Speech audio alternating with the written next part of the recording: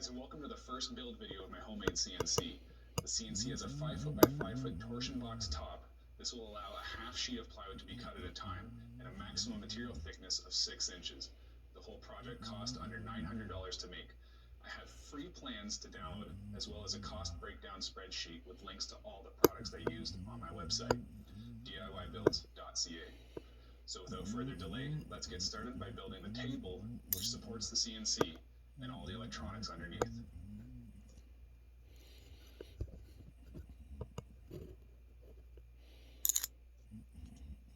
It's go time. So here you can see what the shop looks like before and after I made room for the CNC to go. The table for the CNC only uses one sheet of 5/8 MDF and one sheet of 3/4 inch plywood. I had that sheet of plywood ripped down into smaller pieces at the big box store that I could then break on the table saw down to 4.5 inches. Next, it was off to the miter saw to cut everything down to exact length. If you want the exact dimensions yourself, you can go to DIYbuilds.ca and download a free set of plans.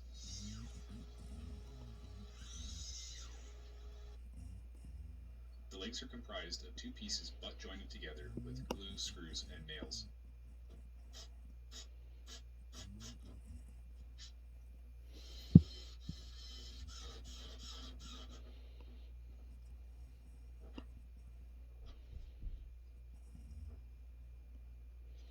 To create the upper and lower shelves, I first mark out where the boards need to go and attach them temporarily with glue and brad nails. I then come back with 2-inch screws, 2 on each slat.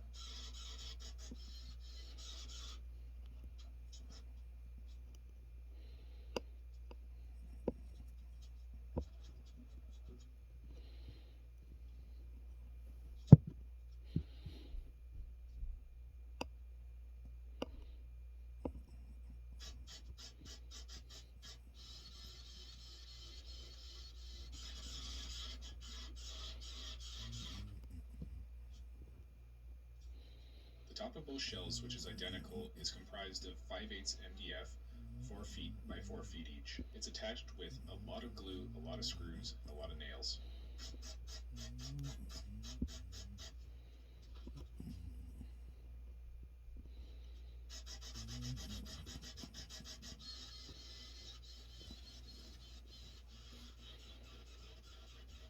The MDF was not exactly 4 feet by 4 feet, so I came back with the flush trim bit.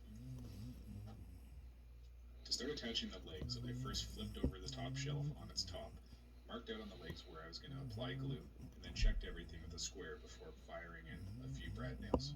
I then came back with 4 2-inch screws on each side of each leg.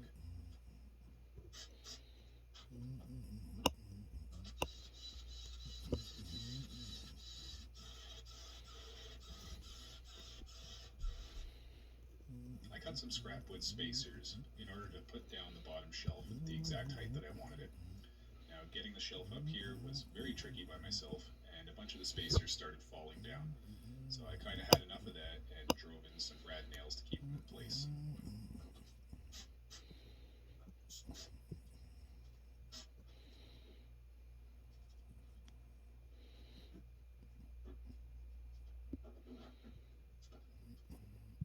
Once the bottom shelf was sitting on all the spacers, I lifted up one side at a time, applied glue to where the thickness of that shelf was going to be, and then dropped it down again.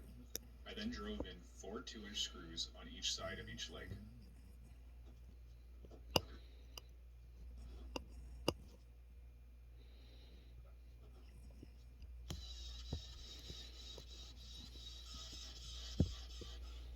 And that's it for building the table that the CNC sits on.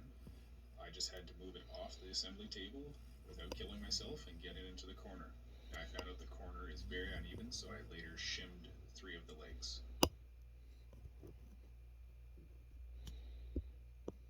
The torsion box top is made of 3 sheets of 5 foot by 5 foot, 3/4 inch Baltic birch plywood, and also a little strip off of a 4x8 sheet of 3/4 inch plywood, as there was a little more needed.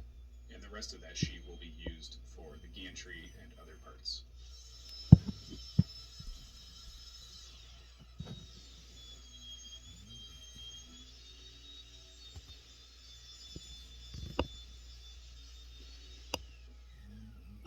So rather than fussing with three pieces and making sure they're all the same, I just took all three going in each direction and grouped them together with a couple screws where I knew it wasn't going to interfere with anything, such as the saw blades. So what I do is I head over to the chop saw and make sure everything is down to this final length. Then I'm going to mark everything out and then bring them over to the table saw and notch out the overlaps.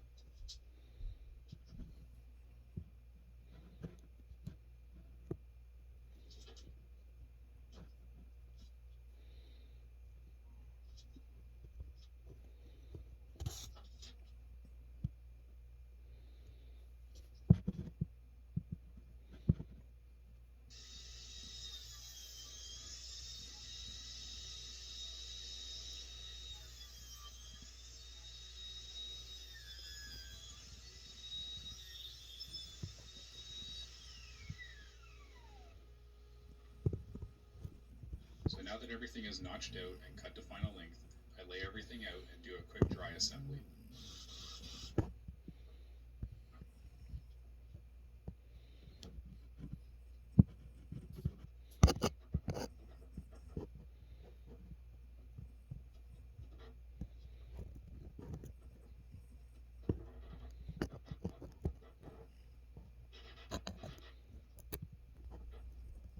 So now that everything worked great in the dry assembly, I can take it all apart and put glue in all the joints. And I am very generous with my amount of glue here.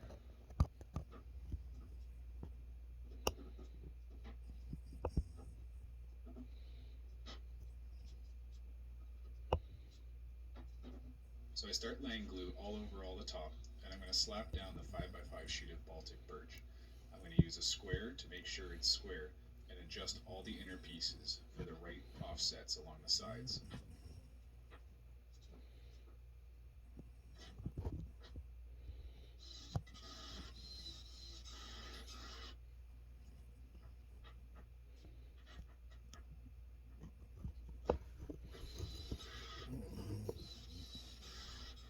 So now I'm going to mark out exactly where all the ribs are underneath the top sheet of plywood so I can make sure I'm screwing directly into them with a whole bunch of 2-inch screws.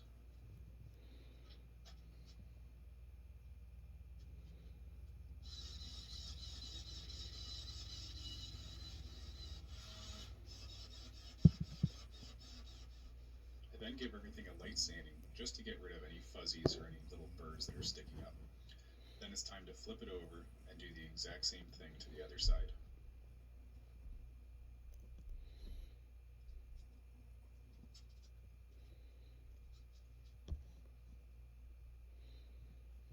This time, while checking that everything is aligned and square, I can actually use a speed square on the side to reach the top and bottom to make sure that they're parallel with each other.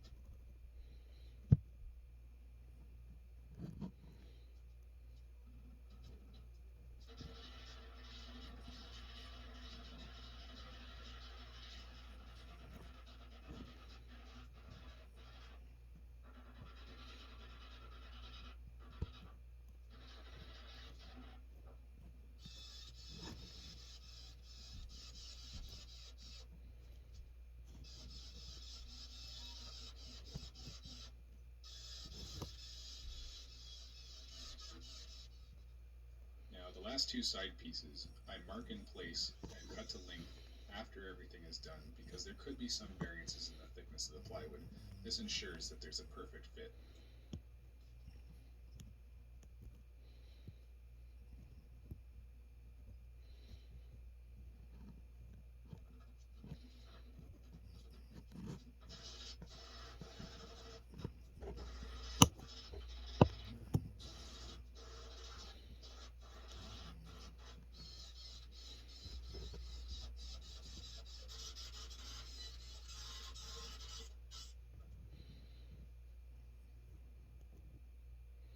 So the last thing to do on the torsion box is to add the 2 pieces of din rail to either side.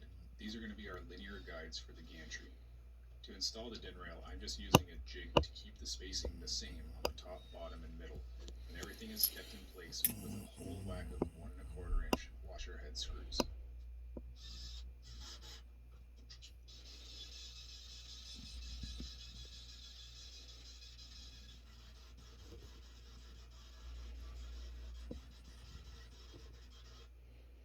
Now, this thing ended up weighing close to 200 pounds, so if you can, find a buddy, give him some beer, and he should be able to help you out.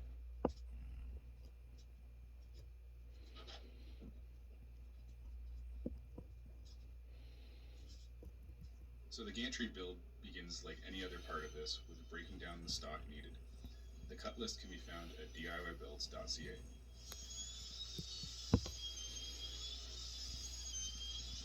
So the two larger pieces here are going to be the verticals for the gantry. The two smaller pieces are to add thickness and rigidity to the axles on the bearings. Everything is glued, held in place with some brad nails, and then a couple 1¼ inch screws to clamp everything down while the glue sets.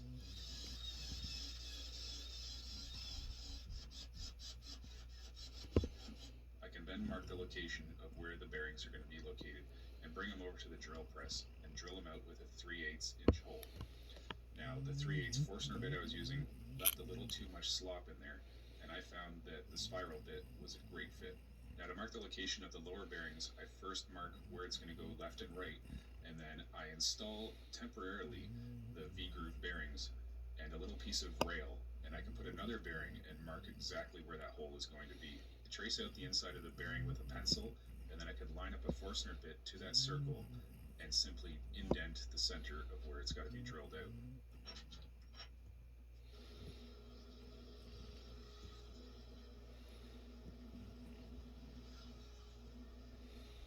The V-groove bearings are mounted with a washer on the outside, inside, and then on the other side where the nuts go, there's a washer there, and then two nuts. One is a nylock on the outside, the other is a regular nut on the inside, and these can be jam nutted together to ensure this never comes apart.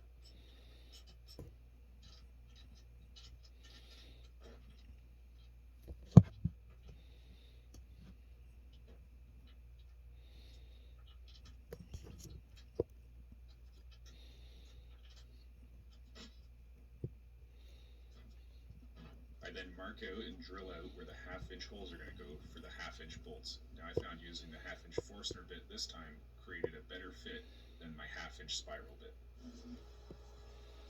Now in the design I call for cutting off one of the corners, and this really should have been done beforehand. It would have made everything a lot easier. But just the same, I brought it over to the miter saw, did as much as I could, finished it up by scoring the veneer and cutting it through with the jigsaw.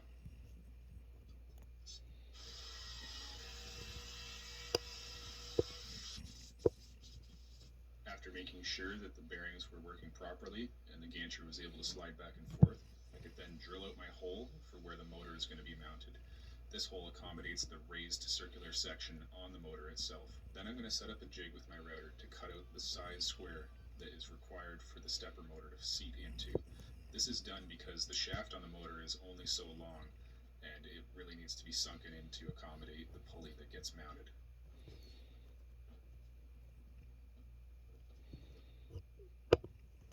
After I get the motor sitting properly in there, I can use a self-centering bit to mark the location of all the holes.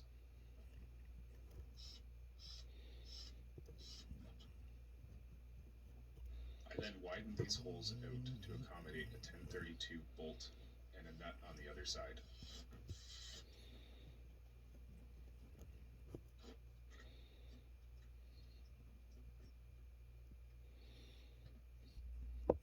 So I couldn't really find any good affordable pulleys for guiding the belt. So what I did here is I made a little jig with a hole saw to press down on the outside of a fender washer. This is a 1/2 inch fender washer, so it'll fit on the 1/2 inch bolt, and its little bent profile here will allow the belt to just kind of guide itself onto the bearings in between. Now there's no room for this to actually be jam nutted on, but I am using a 1/2 inch nylock nut, so it should never come off.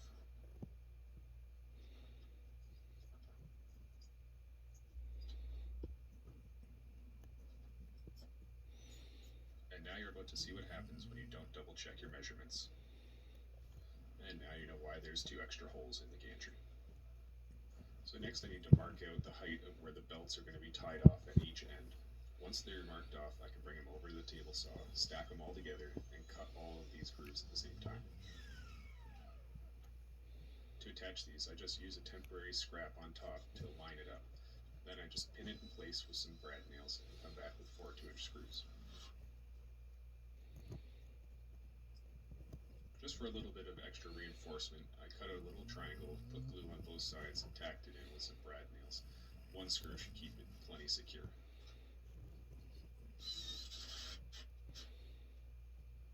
Now to rotate the unit and get my measurements for the length of the gantry. I don't want to go just off the CAD model. It's better to measure it in place because there could be a whole bunch of variations at this point. I set up a stop block to ensure all 4 pieces are exactly the same length. To assemble the main beam of the gantry, everything is held together with glue, brad nails, and 2-inch screws.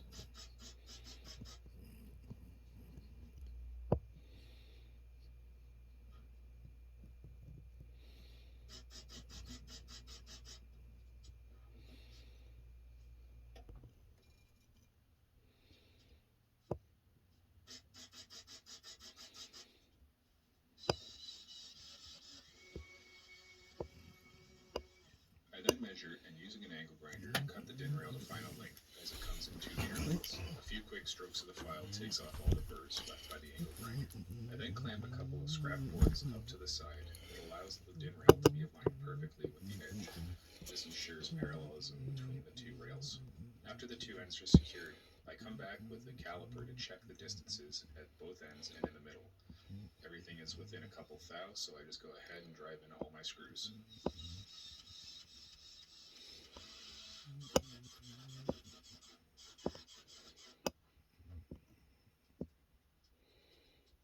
I then cut a few spacers to hold up the gantry exactly where it needs to be placed. Just after getting this all set up and in place, I realized that I needed to actually create and put the Z-axis in place before attaching both ends. I begin building the Z-axis by ripping down 4 pieces of material. One will be the piece that slides up and down, 2 will be thickeners for the bearings to go against, and 1 is the back piece for everything to mount to. The 2 side pieces that act as thickeners for the bearings get glued down, tacked in place with some nails, and then screwed down to act as a clamp while the glue sets up.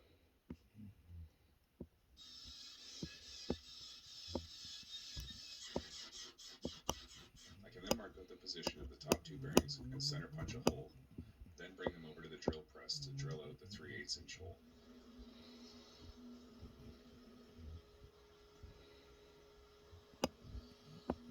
In order to get the position for the lower bearings, I simply bring it over to the gantry top, slide on the top, and set a loose bearing on the bottom to trace the circle. I can then drill out that hole at the drill press. After checking the fit on the bearings, I can then remove them, lay my piece on the table, and start assembling the linear guides for movement up and down. The Z-axis is comprised of 2 linear guides and an Acme thread in the middle with 2 pillow blocks on the end. This all came as a set for under $50. It also came with 2 couplers, of which I only need 1.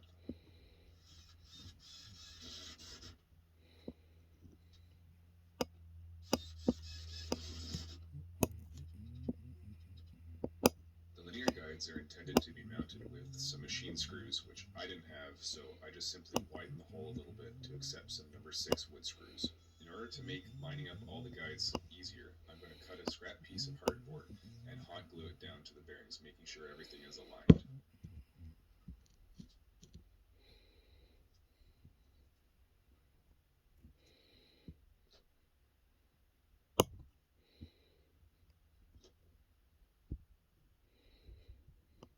Once all the linear bearings are attached, I can slide out the rods one at a time and bring it over and lay it on top of the piece that is actually going to hold the router.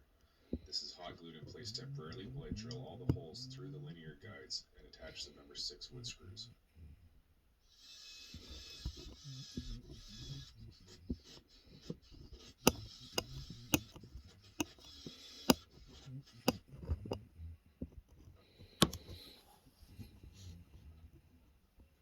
I then test the fit to make sure everything's sliding freely and straight.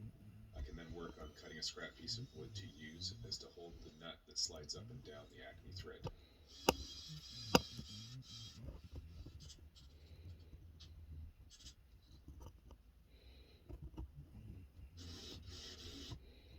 There's a little bit of a gap between the brass nut and the bottom of the wood, so when I push the Acme thread out to make the indent, I don't want it to sag, so that's all that piece is doing. I can then line up the Acme thread as straight as possible and smack it with a hammer to leave an indent, which I can then drill out on the drill press.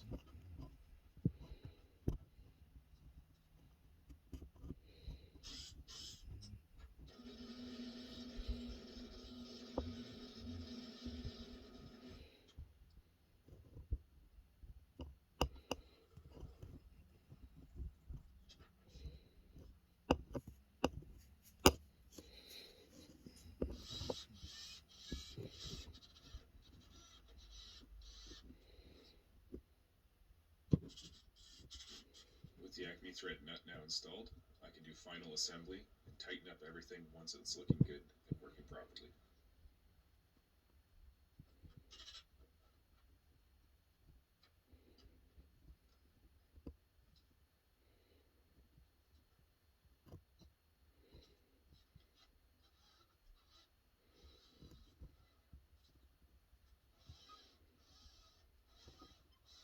The coupler that comes with the linear kit only has 8mm on one end of it, so I needed to widen out both ends to accept 8mm diameter. I then glued two pieces of wood. These are going to hold the motor for the Z-axis movement up and down. It needs a large hole drilled out in the top of it, exactly where the motor is going to be positioned, as there is an indent ring around the stepper motor itself this needs to seat into.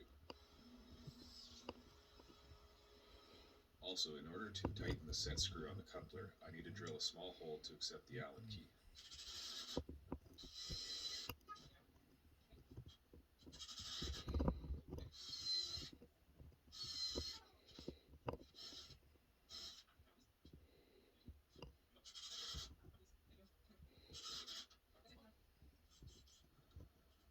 Now that my helper has helped me install the top piece, I can use a self-centering bit to find the holes and install the motor permanently. I don't show it here directly, but the coupler is installed there, connecting the Acme thread to the motor, and using the hole from earlier, I drive in both set screws.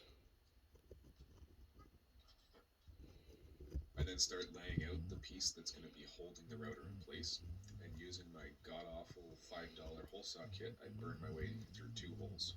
I can then bring it over to the bandsaw and finish cutting out the final shape.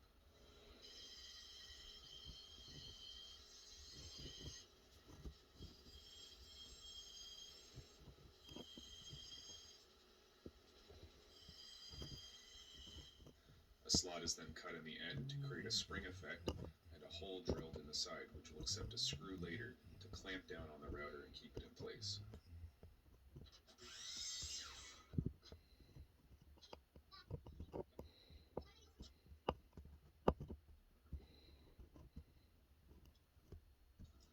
I then attach with four 2-inch screws the two rings holding the router to a half-inch piece of scrap. It doesn't really matter the position it's right now, as everything will be lined up when it's on the table. Next, we can do final installation of the V-groove bearings, which are installed bolt, washer, V-groove bearing, washer, through the wood, washer, nut, and then lock nut. And those lock nut and nut are jam locked together.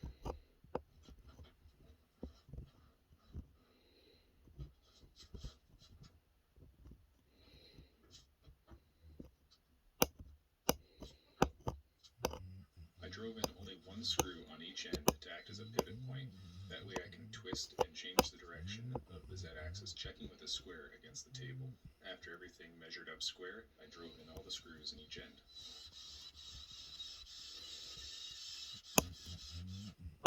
Now, in order to hold down the belt on both sides of the gantry, I just went with two screws through a scrap piece of plywood to clamp down the belt against the ends.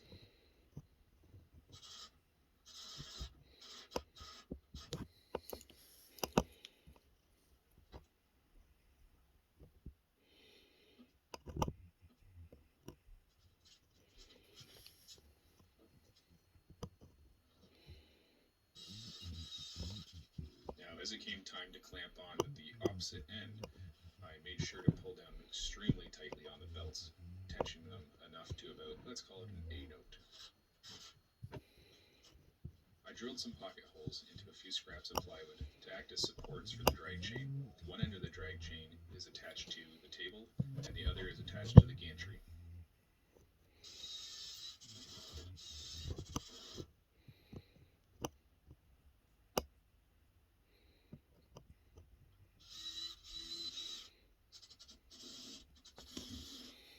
Once the gantry is fully assembled, we can then cut a few pieces of wood, glue them together, and this is going to be the mounting for the X-axis motor.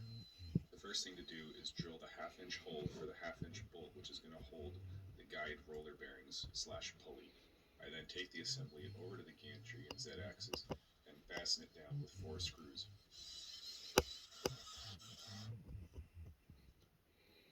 I can then remove that assembly in order to drill a 1-inch Forstner bit for clearance for the nut on the back.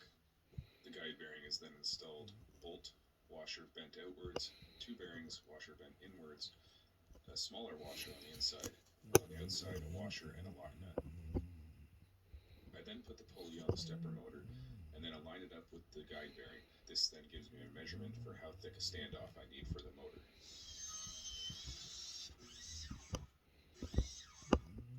The motor has a raised circular part, so I sand off one edge on both the standoffs. I place the motor on the standoffs and mark the position of all the holes that need to be drilled for mounting. I then temporarily mount the motor with 2-inch screws, which allows for a pointy surface ring to mark the holes which need to be drilled for some 3-inch screws to be added after.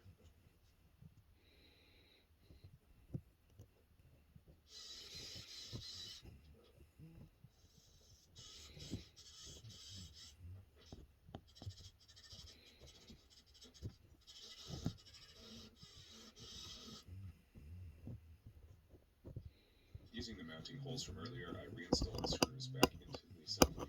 I can then thread the belt through and test the function of it. Here you can see exactly how it snakes its way through this. Using a scrap piece of plywood, I set the router at the right position. I then drive 1 screw in. From here I can use a square to check the bit and make sure it's totally perpendicular to the table. I then drive in the other 3 screws. I then drill a series of holes to open up a slot for the belt to slip through the side. On the other side of the gantry, the belt simply wraps over the top and is fastened down.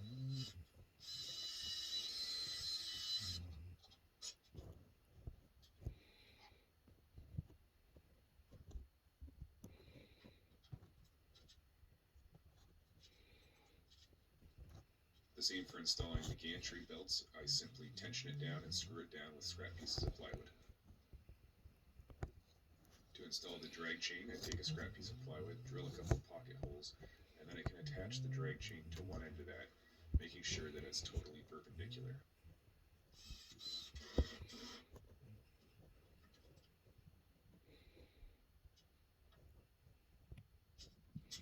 One end of the drag chain is attached to the Z-axis, the other end is attached to the top of the gantry and doesn't move.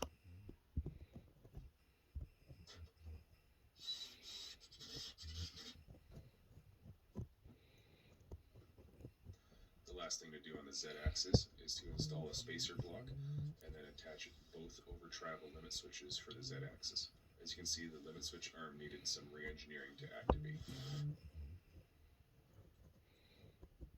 The last thing to do was to attach the Y-axis over travels to the table and the Z-axis over travels to the Z-axis.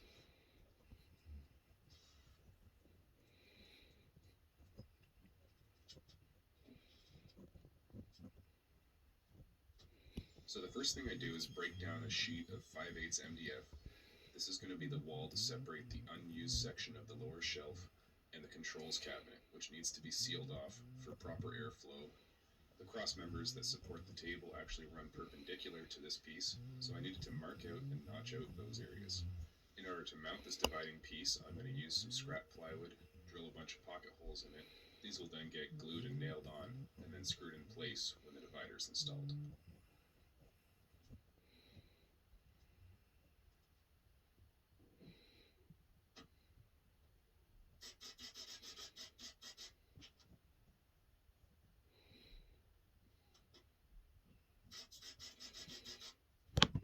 as I maneuver this piece into place, you can see that I'm using a spacer block to ensure that every section is spaced equally.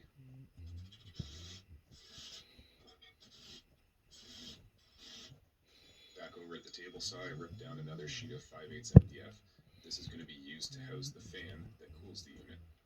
Now I find the center, mark my circle, and then using a little trick I learned from John Heiss, I actually don't need to drill a hole to start my jigsaw. I just kind of plunge it in like that.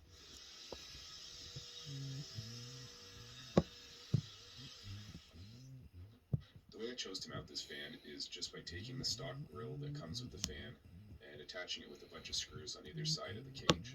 Now you see I had to notch out a few areas to make clearance for the inside. The outside cage gets mounted in the exact same way, just to protect little fingers. Once the assembly is in place, it's just held down with 4" screws.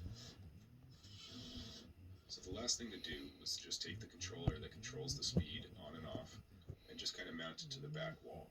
This will later get plugged into a power strip. Back over at the table saw, I'm going to rip down a few scrap pieces of pine. The wider piece of scrap pine is for the thickness of the air filter. The smaller piece is just an edge to keep it in place. So I'm going to install this piece on the bottom, and on the top there's just going to be a piece attached to the torsion box top. This will keep the right side free and allow me to slide new filters in and out.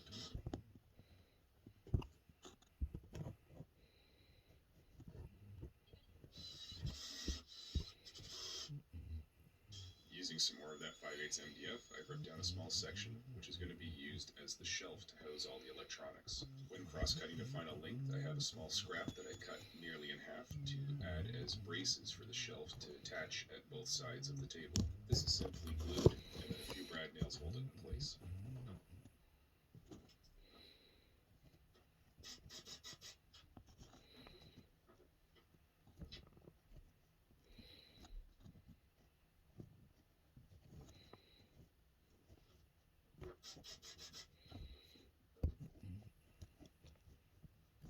With the shelf now complete, I can start laying out all the electronics. Everything gets simply screwed down to the board, making sure to not over-tighten anything. So in green and black, what we see is the 4 driver boards. In blue, we see in the middle, that's the controller, which plugs into the driver boards, as well as the computer. On the right in gray, we have the 24-volt power supply. The control board, I simply used a bunch of nuts as spacers to stand it up off the bottom, as I thought a little bit of airflow underneath couldn't hurt.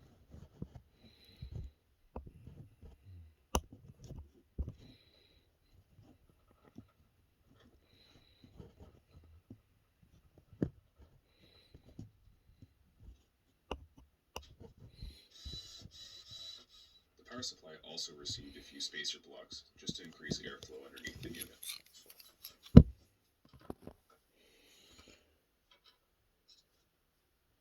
I then temporarily hooked up a cheater cord, providing 120 volts to the unit, which will then convert it down to 24 volts. I use a meter to verify these results.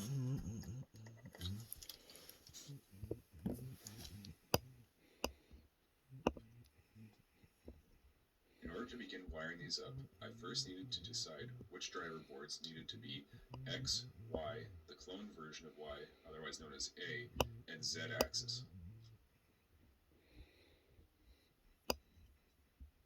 Each of the driver boards needs 24 volts from the supply, which I use 16 gauge speaker wire to provide. The main control board does not need 24 volts. It uses a double-ended male USB-A to connect and get power from your computer. Lastly, I mounted and tested the relay, which is going to control the spindle on-off function.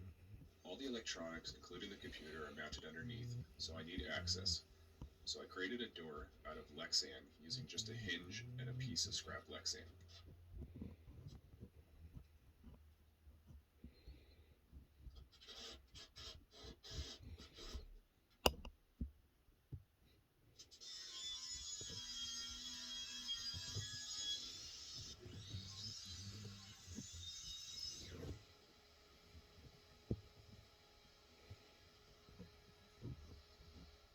Once the Lexan was cut to final size, I could then lay the hinge where it needs to go, and using a self-centering bit drill out all the holes. I then needed to mark locations for new holes, as the old holes were the exact same spot as the ones attached to the Lexan, and this isn't going to work when the hinge hinges are closed, they're going to interfere with each other, so everything needed to be offset.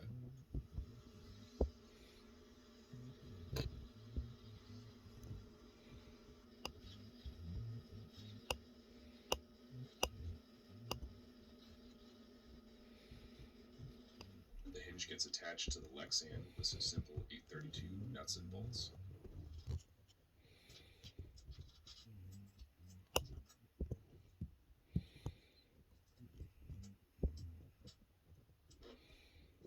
I then whipped up one of my patented trapezoidal handles, which I put on all of my shop furniture, and attached it to the front with 2 holes to act as a handle to open and close the door.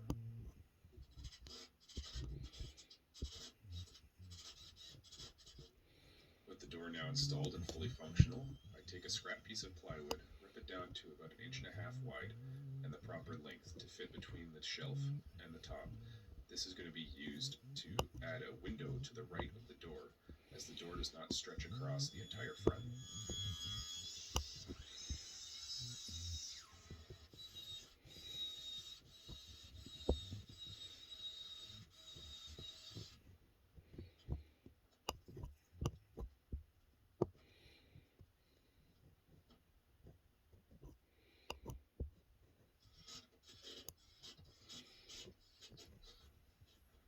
In order to power everything, I'm going to be using a power bar with a surge arrestor and an on-off switch. So to get the plug out of the unit, I needed to drill a big hole in the bottom to run it outside.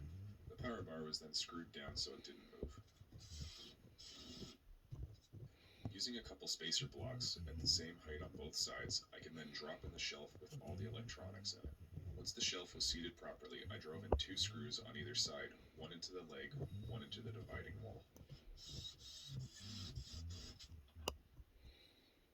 A total of 6 things get plugged into the power bar: the fan, the computer monitor, the 12-volt adapter for the relay coil, the 24-volt DC power supply, and the power from the router which goes through the relay. I then installed 4 magnet latches all around the door in order to keep the door closed.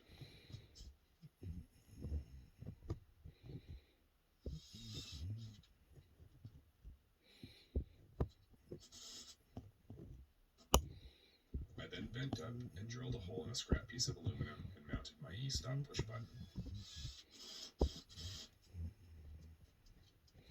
I then taped together all the cables that needed to go up to the gantry and started fishing them through the upper drag chain.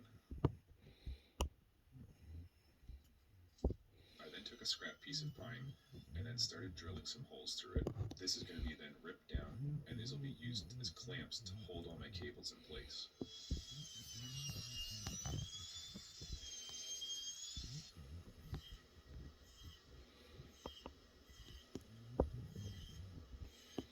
As I attach a clamp on the front of the Z-axis and the top part that doesn't move, I'm sure to leave a little loop of wire for movement. So the cables I ran to each servo are actually 8-conductor 22 gauge. I decided to parallel up my conductors in order to lessen the voltage drop. All the connections are soldered and heat shrunk together. Using my heat gun with this blade worked, but it was a pain in the ass, so I took it off and decided the traditional way works fine.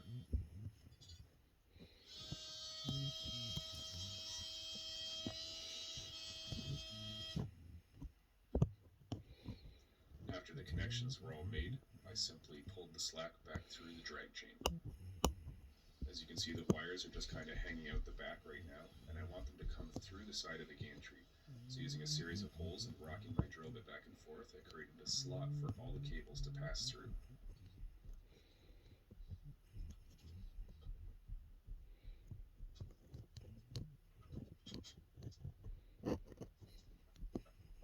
After pulling all the cables one at a time through the top, I can then start pulling them one at a time through the lower drag chain, which will eventually make their way into the control cabinet. I made up a few notched out pieces for spacing away and holding the cables in place.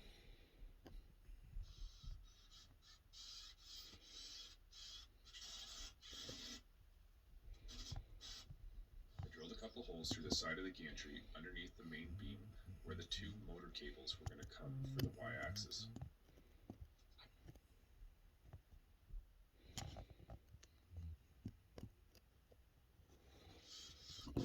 So once everything's clamped in place, I added a few pieces of electrical tape to just hold everything together. And now you can see under the main beam where those little clamps are that hold the cables in place. So in order to get all the cables inside the control cabinet, I chose to drill a hole through the leg and through the bottom of the drag chain at a certain point to run all the cables inside. Another notched out piece clamps all the cables down, and some silicone fills in the gaps.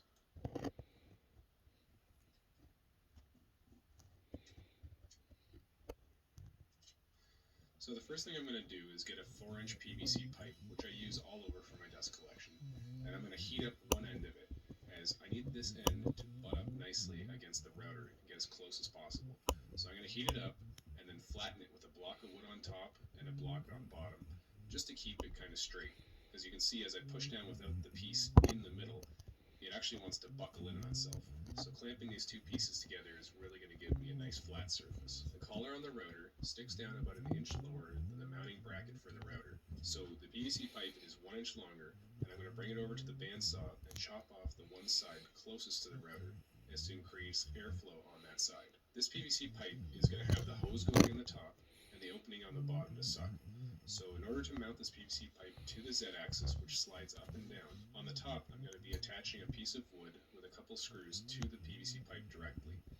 On the bottom, I'm simply going to go in from an angle, drive a screw through the PVC pipe into the Z-axis.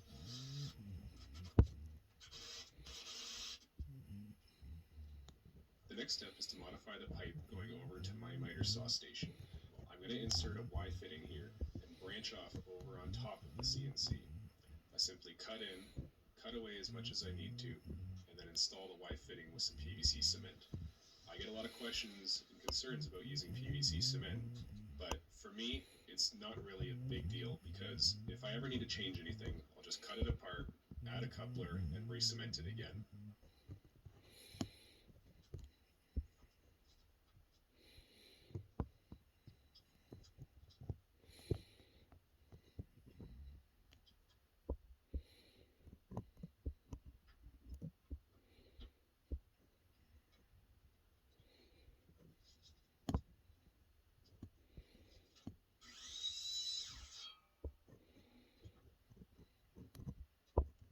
The PVC pipe will elbow down towards the CNC table, somewhere around the middle of the table.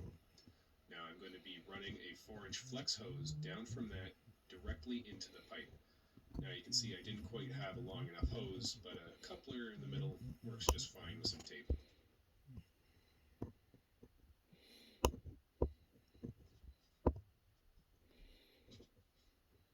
And a little trial run shows just how much suction this thing is going to be capable of. Now that the dust collection is complete, I need to add a blast gate to turn it on and off. So I cut two 7-inch square pieces of 5/8 melamine, and then I'm going to cut up some hardboard strips. This is 1/8-inch hardboard, and it's going to be used as the spacer and the slider mechanism, as well as some little handles. If you're looking for exact dimensions, you can go to DIYbuilds.ca and look up my dust collector video. You can also watch my dust collector video building several of these, all in different kinds of configurations.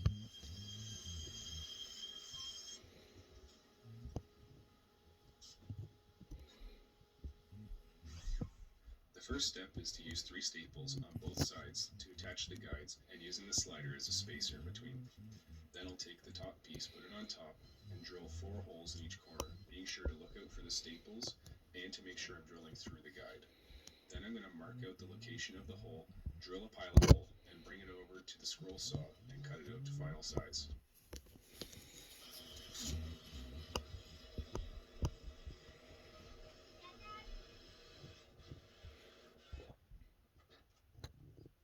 Now I test the fit and it looks good, so I can put the slider in. Didn't say Put the nothing. handles on for correct spacing, drop the PVC pipe Nope. in place, and mark the inside of the pipe. This is going to be the size of the hole for the sliding mechanism.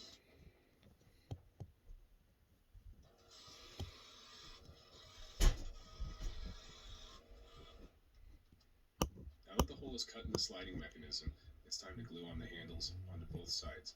This just requires a little bit of glue and some light clamping.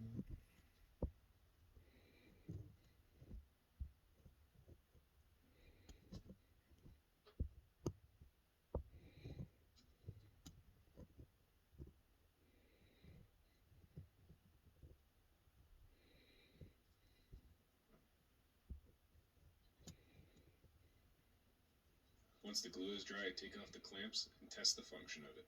Now, if you were smart, you would have installed the blast gate beforehand. I'm not, so we're going to have to retrofit it here. So I cut the pipe in half, put my two pieces on, and using a Sharpie, I'm going to mark the pipe and the blast gate on both sides to make sure that it lines up correctly with the 4 holes when I'm done attaching the pipe to either side of the blast gate. Both sides of the blast gate are attached with 4 screws through the PVC into the melamine.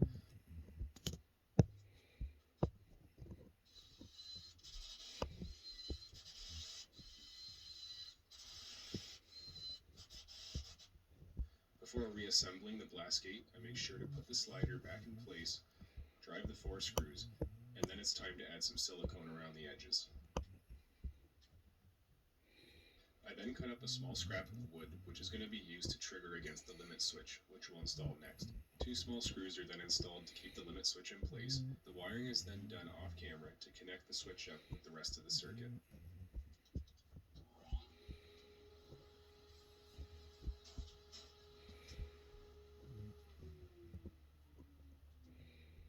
So here's the wiring diagram for the CNC machine. Let's start from left to right. On the left here we see the power bar, which is going to provide the 120 volts AC for the entire thing. The first thing plugged into it is some flying leads, which go over to our 24 volt DC power supply. This power supply feeds the 24 volts on each of the driver boards for the stepper motors. As you can see, it's wired up line, neutral, and ground, your black, white, and green wires respectively. So all you need to do on the output side is hook up a wire from 24 volts, follow it to the 24 volts on the driver board, and daisy chain it between it. The common, same thing over to the common, and daisy chain it down to each board. The next thing plugged in is just the power for the PC. My PC is an old Dell, and the reason for this is it can be a dedicated computer, and it also has a parallel port on the back, which is how the 5-axis CNC breakout board is operated, through a parallel port. You can get other boards that are operated through USB. This is what I went with. The PC has 2 cables coming out of it. The parallel cable, which is plugged into the parallel port on the breakout board, and the back of the motherboard on the PC, and a USB-A male-to-male cable, which provides 5 volts to the board. Next up, we have simply plugged in the PC monitor. After that, we have the cooling fan. This is that big fan in combination with my filter on the other side that allows clean air to circulate and keep the driver boards nice and cool. Next up, we have an ungrounded plug. The reason it's ungrounded is the router is a double insulated tool, so it doesn't have a ground. So we're simply going into a 40 amp contactor with our line and neutral. Our line is going to be disconnected by the contactor and closed when we tell the coil to energize. The neutral is never broken.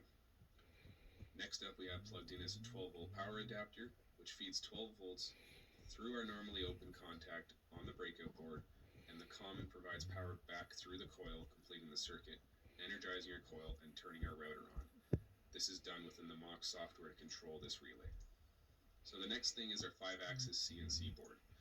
See our parallel port, our 5 volt supply, our B axis, which is not used because this is only a 4-axis machine, no need for the 5th axis. We have our spindle relay again. So down here we have all of our safety inputs. Number 5 is not used. 1, 2, and 3 are X, Y, and Z axis limit switches, which are all normally closed. And then we have our E-stop and input 4, which is also normally closed. This is done for safety. If a wire ever breaks, there's no way to shut it off. Safety circuits are always normally closed. So next up, we have simply just all of our connection points for our 4 axes. We have the X-axis, the Y-axis, the Z-axis, and the A-axis. As you can see over here, the A-axis is actually a cloned version of the Y-axis. So we have 2 Y-axes, an X and a Z. The breakout board is connected to each one of the driver boards via a ribbon cable. It can also be individually wired to terminal if you so choose.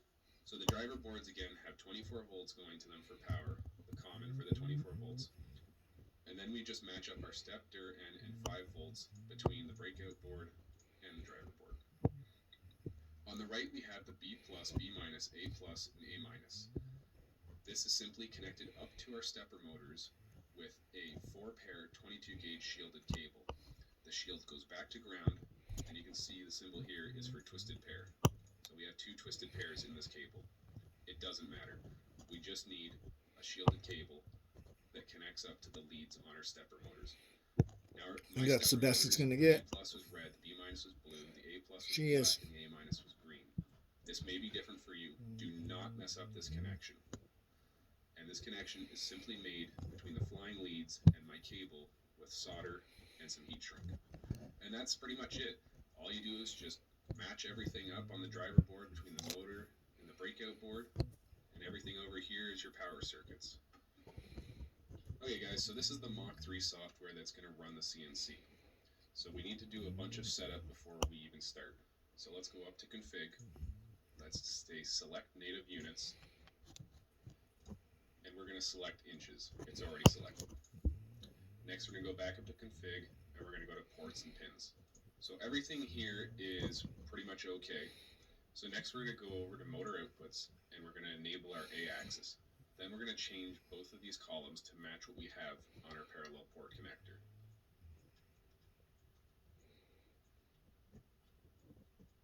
So next we're going to configure the input signals. We're going to turn on the X plus and negative, Y plus and negative, Z plus and negative, and then we're going to set the pin numbers. 10, 10, 11, 11, 12, 12. Okay, and then we're going to scroll down until we see our E-stop. E-stop is set, we need it to be pin 13. Alright, then we're going to go over to output signals, and we're going to set enable 1, pin number 1, and then we're going to enable output 1, and that's going to be active low, so it'll turn on when it's 0, and pin 14 will control it. Next we'll go over to our encoders, everything's fine there. Then our spindle setup, everything's fine there.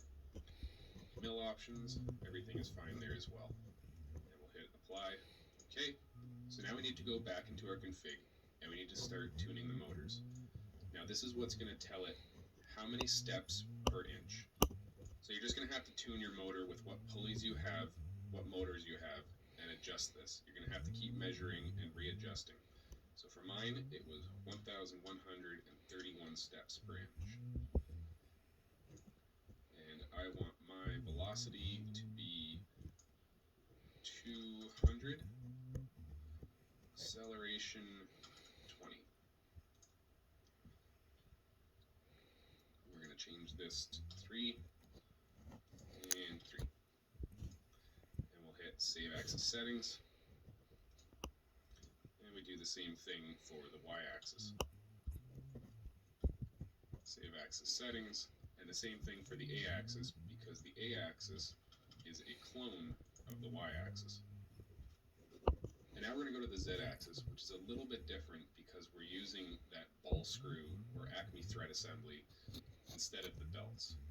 So the steps are actually going to be 1, 0, 1, 3, 4,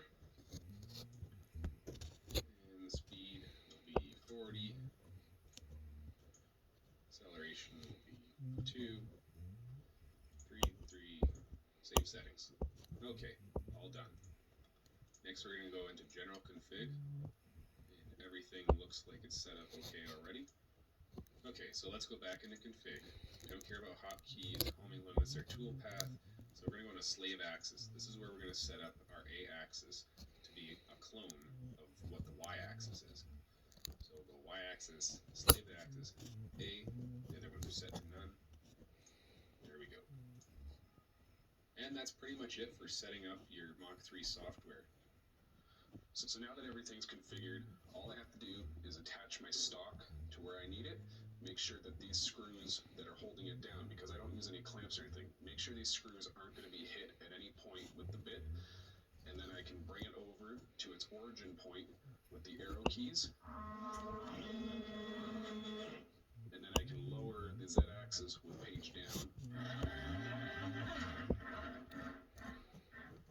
So now that I've moved the router to the origin point, all that's left to do is load our G-code and hit start.